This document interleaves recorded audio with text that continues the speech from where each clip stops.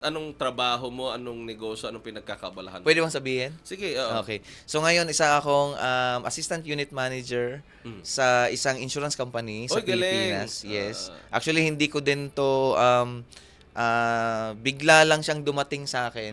Oh, galing may award ka pa Yes, ha? opportunity ayan, top agent po tayo ng Oy, ang Metro galing. Manila, Top ayan. agent ka. Yes. Okay. Metro Manila South. Oh. I mean sa branch pala namin. Okay, Yan sa branch namin. galing. Yung sa Metro Manila South, ayan naging elite achiever ako. Sa Metro Manila South, program po 'yun ng company namin. Oh, nakapag-Boracay Na- ka pala. Yes, Talaga. Ayan ba mga perks nyo sa company? Pagka marami kayong clients, ganyan na nakukuha. Pwede ko sabihin yung company? Mamaya na. Asan si Patricia?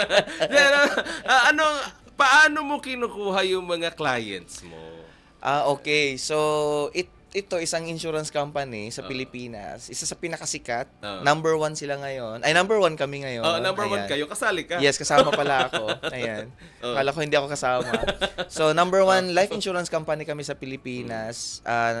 Halos 98% ng aking clients ay palengke. Oh, galing. Yes, and